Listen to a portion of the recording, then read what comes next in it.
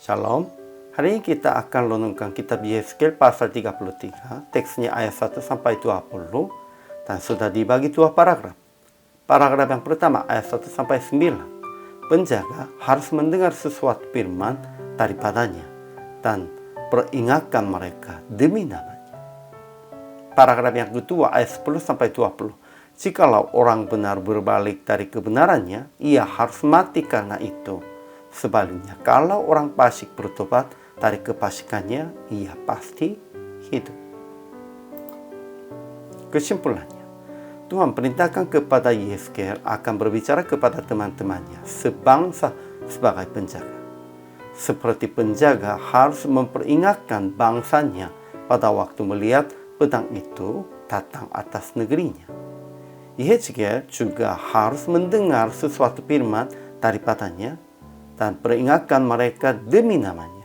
Sebab Tuhan tidak berkenan kepada kematian orang fasik, melainkan ia berkenan kepada pertobatan orang fasik itu dari kelakuannya supaya ia hidup.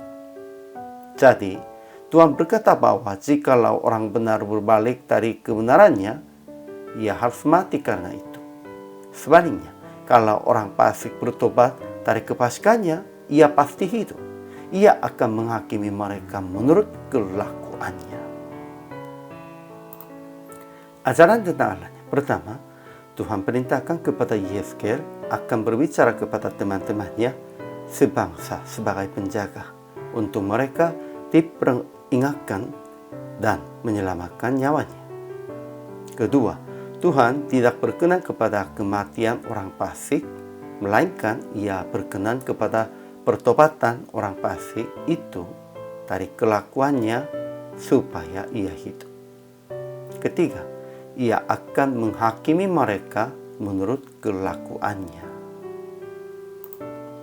Ajaran tentang manusianya. Pertama, Yeskel dipanggil oleh Tuhan sebagai penjaga bangsa supaya memperingatkan bangsanya pada waktu melihat pedang itu datang atas negerinya.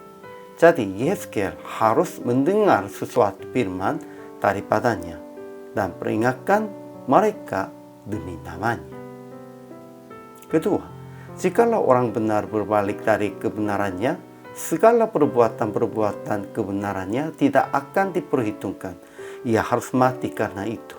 Sebaliknya, kalau orang fasik berbuat dari kefasikan, ia pasti hidup. Ia akan menghakimi mereka menurut kelakuannya.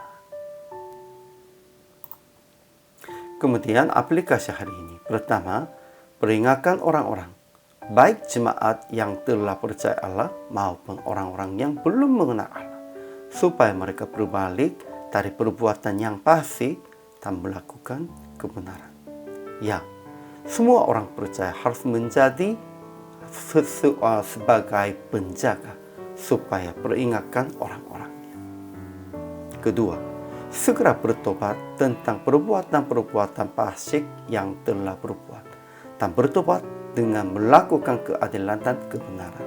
Kita juga sendiri harus bertobat dari perbuatan-perbuatan fasik dan bukan hanya katakannya bertobat dan menyesal saja.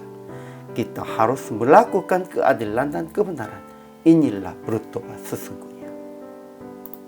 Jadi praktik hari ini tetap menanggung jawab fungsi sebagai penjaga bangsa dengan memperingatkan orang-orang yang tetap melakukan kefasikan dan menjadi teladan kepada mereka dengan melakukan keadilan dan kebenaran. Ya, bukan hanya kata-kata saja atau bukan hanya menyesal dalam hati saja. Harus bertobat, berbalik dan melakukan keadilan dan kebenaran. Inilah pertobatan sesungguhnya. Hari ini kita harus usahakan demikian. Inilah hamba Tuhan, inilah orang percaya. Hari ini juga selama melayani, Tuhan Yesus memberkati.